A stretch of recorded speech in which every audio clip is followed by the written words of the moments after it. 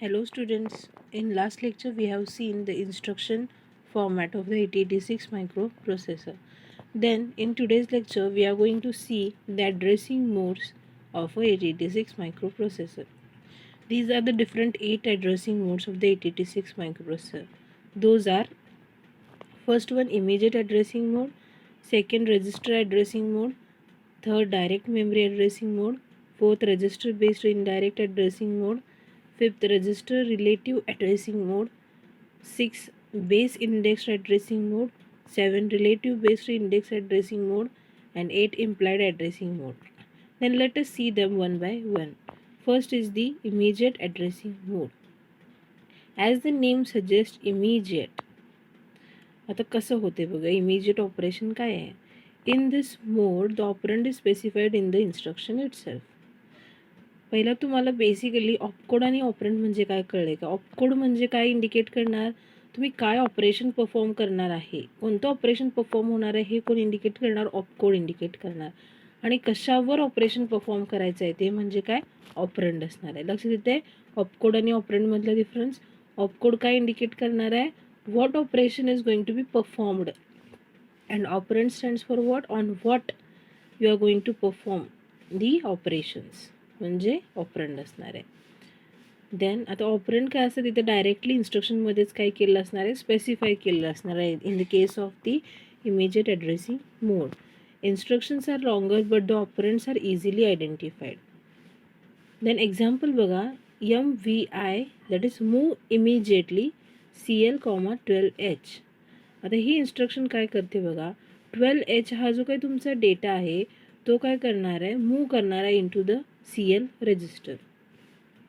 That is this instruction moves 12H immediately into CL register. म्हणजे हा काय झाला, आपण डायरेक्टली जो डेटा आपण स्पेसिफाय केला आहे तो इमिजिएटली आपण मूव केला इंटू द CL रजिस्टर. म्हणूनच ह्याला आपण काय म्हणते, इमिजिएट ॲड्रेसिंग मोड. लक्षात ठेवा, MVI that is move immediately. आता अशी परत पुढे इन्स्ट्रक्शन येणार आहे, MOV मूव पण येणार आहे, MVI मूव इमिजिएटली. ह्या दोन्हीतला डिफरन्स लक्षात ठेवा. पुढं मी सांगतेच तुम्हाला, पण हे तर लक्षात ठेवा की MVI stands for what, move immediately.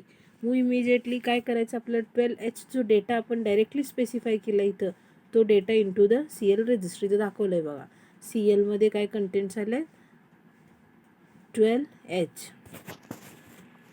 Then the next is the register addressing mode. In this mode operands are specified using register.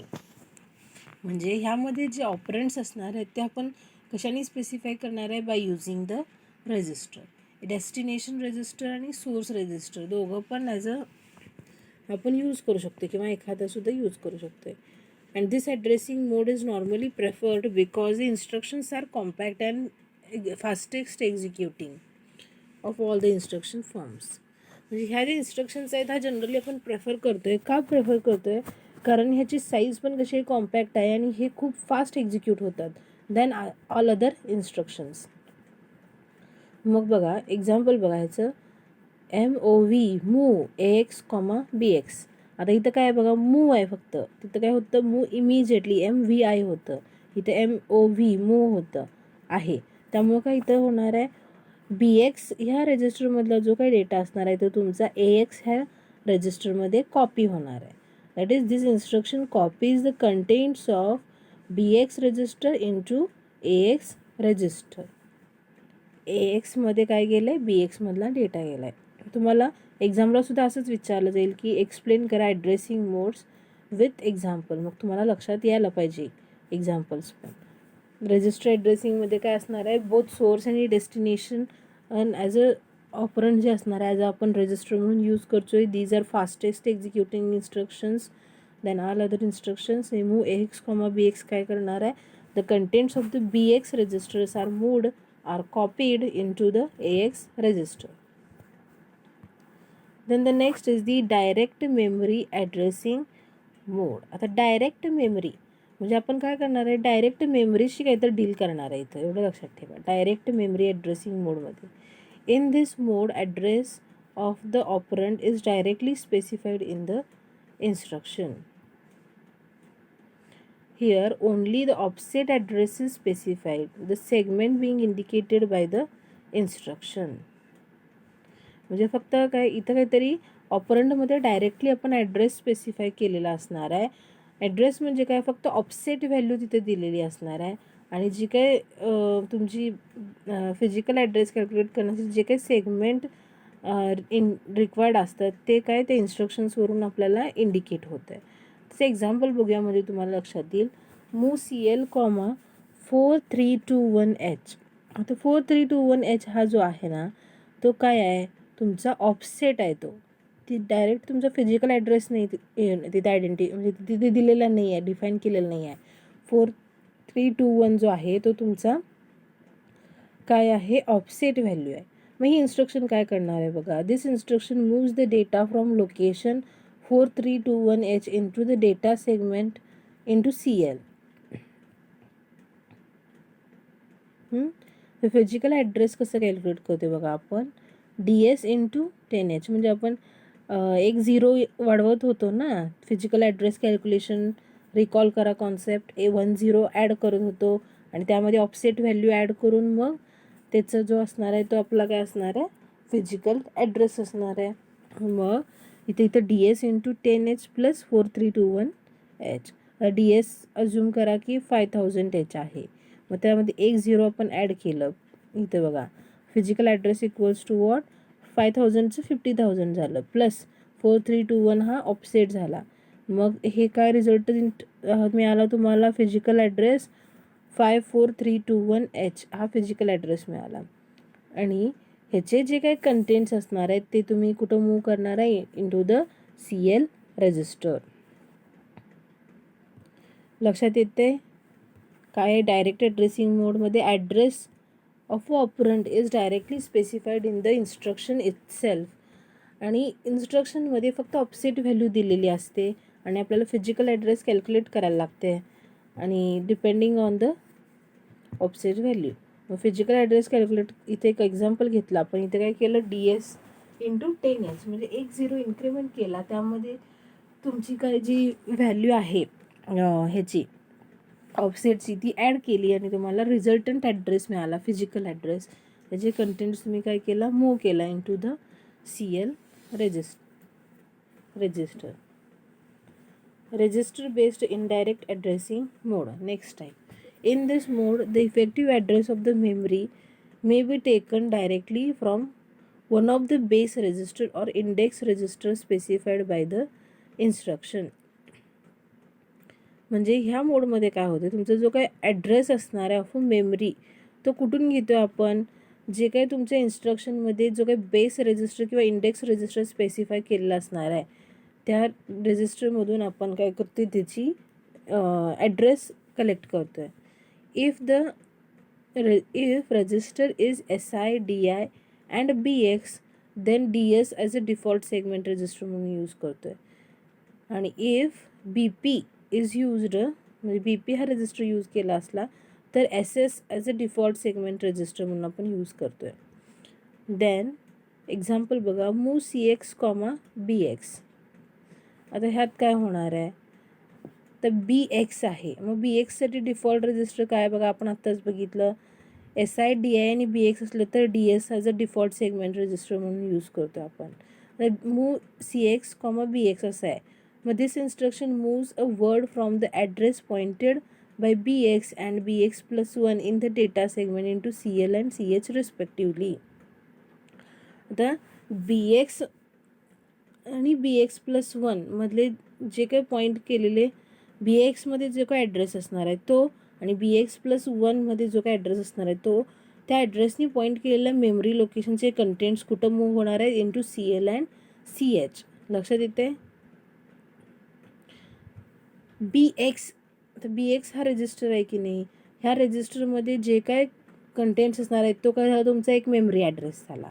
आणि BX+1 ह्या ह्याच्यामध्ये जे काही तुमचे असणार आहेत कंटेंट्स तो एक तुमचा काय झाला, म्हणजे लोकेशन झालं. त्या लोकेशननी पॉईंट केलेले जे काय कंटेंट्स असणार आहे, डेटा असणार आहे तो तुम्ही मूव्ह करणार आहे इंटू CL अँड CH. ते दिलं आहे बघा. This instruction moves a word from the address pointed by bx and bx plus 1 into the data segment CL and CH respectively. CL मध्ये काय जाणार, BX म्हणजे DS इन कोलन BX म्हणजे आपण इथे फिजिकल ॲड्रेस कॅल्क्युलेट करणार आहे. DS मध्ये जे काय असणार आहे ते, आणि हे ऑफसेट म्हणून वर्क होणार आहे, हे ॲड करून आपण फिजिकल ॲड्रेस कॅल्क्युलेट करणार आणि त्याचे कंटेंट CLला मूव्ह होणार आहेत. आणि DS कोलन BX प्लस 1 ह्याच्यासुद्धा यूज करून आपण फिजिकल ॲड्रेस कॅल्क्युलेट करणार आणि ते CHला जाणार आहेत contents. Physical address can be calculated as DS into 10H plus BX. म्हणजे फिजिकल ॲड्रेस आपण कसे कॅल्क्युलेट करतो आहे, जे का आपला सेगमेंट रजिस्टर असतं त्याचं आपण एक 0 वाढवतो आहे आणि त्यामध्ये जो काय ऑफसेट ॲड्रेस असणार आहे तो ॲड करतो आहे आणि आपल्याला फिजिकल ॲड्रेस मिळतो. Then the next part is the register relative addressing mode. आता हा काय बघूया. In this mode the operand address is calculated using one of the base register and an 8-bit or 16-bit displacement. ह्यामध्ये जो काय ऑपरंटचा address असणार आहे तो आपण कॅल्क्युलेट करतो युजिंग बेस रजिस्टर, आणि जे काही तुमचं 8-bit किंवा 16-bit जी काही डिस्प्लेसमेंट दिली असते ती पण डिस्प्लेसमेंट आपल्याला ह्याच्यात कन्सिडर करायला लागते. तिथं काय करत होतो आपण, जे काही तुमचं इंडेक्स व्हॅल्यू जी काही दिलेली होती त्याच्यावरून आपण फिजिकल ॲड्रेस कॅल्क्युलेट करत होतो आणि ते कंटेंट्स मूव्ह करत होतो त्या मेमरी लोकेशनचे. पण इथं तसं असणार आहे का नाही, इथं काय झालं, एक ऑफसेट म्हणजे ऑफसेट पण असणारच आहे आणि काहीतरी तुम्हाला 8-bit किंवा 16-bit डिस्प्लेसमेंट पण दिलेली असणार आहे, ती पण इथं कन्सिडर करायला लागणार आहे. ते एक्झाम्पल बघा, move CL, BX plus 04H. आता ह्यामुळं काय होणार आहे, ह्या इन्स्ट्रक्शनमुळं BX प्लस 4 हे जे आहे ते तुमचं ॲज अ ऑफसेट म्हणून वर्क होणार आहे. This instruction moves a byte from the address pointed by BX plus 4 in the data segment to CL. तुमचं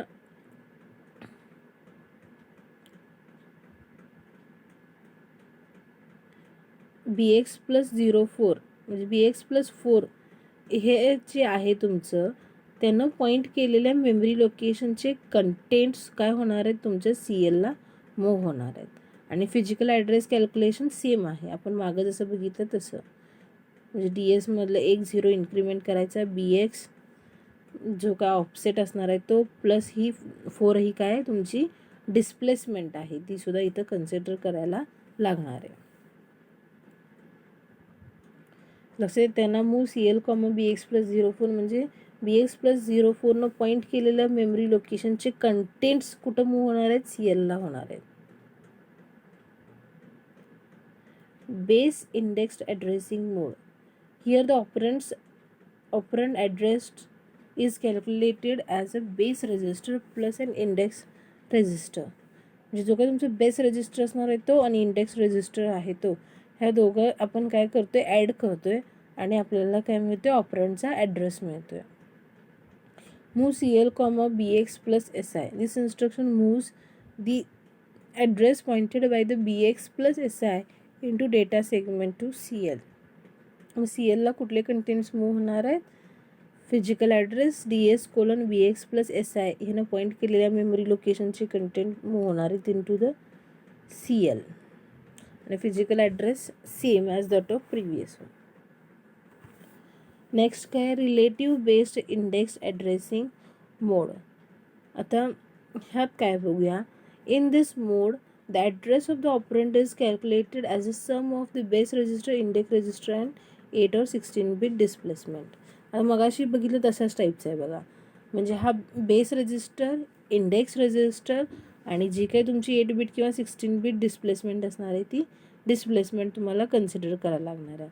that is move CL, BX plus DI plus 20. BX काय झाला, base register झाला, DI काय झाला, index register झाला, आणि plus 20 हे काय झालं, डिस्प्लेसमेंट झाली.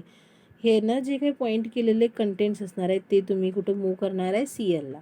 The instruction moves a byte from the address pointed by BX plus DI plus 20 in the data segment to CL.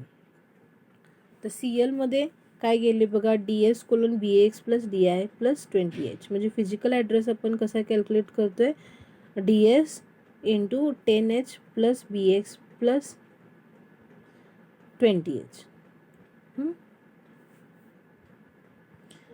Then last is the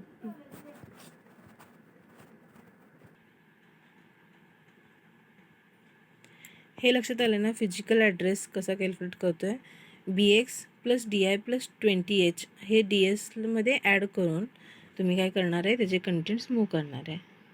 Then next is the implied addressing mode. In this mode, the operands are implied and are hence not specified in the instruction.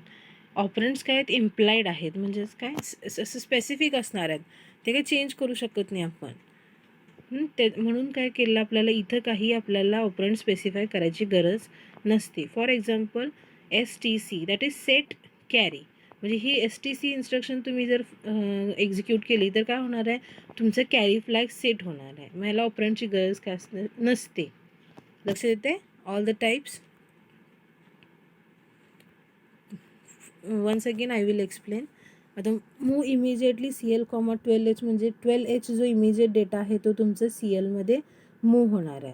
Then next काय, register addressing मोडमध्ये दोन्ही पण register असणार, source आणि destination, AX आणि BX. मग इथं काय होणार आहे, BXचे कंटेंट AXमध्ये जाणार आहेत. देन नेक्स्ट काय आहे, डायरेक्ट ॲड्रेसिंग 4321H हा काय तुमचा ऑफसेट म्हणून वर्क होणार, आणि जे काय तुमचं फिजिकल ॲड्रेस येणार आहे त्याच्यावरून ह्याचे मेमरी लोकेशनचे कंटेंट CLमध्ये जाणार आहेत. देन नेक्स्ट काय आहे, रजिस्टर बेस्ड इनडायरेक्ट ॲड्रेसिंग मोड. म्हणजे आता हे BXनं जे काही तुमचे पॉईंट केलेले कंटेंट्स असणार आहेत ते हे CLला जाणार आहेत, आणि BX+1चे जे असणार आहेत ते तुमचे CHला जाणार आहेत. देन नेक्स्ट काय, रजिस्टर रिलेटिव्ह ॲड्रेसिंग मोड. आता BX+04 ही काय, 04 काय डिस्प्लेसमेंट आहे, 8 और 16 बिट डिस्प्लेसमेंट दिलेली असते. मग BX+04चे जे कंटेंट्स आहेत ते तुम्ही CLला मूव्ह करणार आहे. देन नेक्स्ट काय, दोन्ही पण रेजिस्टर्स असतात, म्हणजे बेस रजिस्टर आणि इंडेक्स रजिस्टर या दोघांचे पण ॲड करतो आहे, दॅट इज BX+CI, आणि त्याचे कंटेंट्स जे काय असणार आहे ते CLला मूव्ह होणार आहेत त्या मेमरी लोकेशनचे. आणि ह्यामध्ये सेम तसंच आहे, फक्त डिस्प्लेसमेंट ॲड होणार आहे. आणि लास्टचं पार्ट काय, याच्यामध्ये ऑपरंड स्पेसिफाय करायला लागत नाही, ते इम्प्लाइड असते. For example STC, that is set carry flag. Then today we will stop here. Thank you.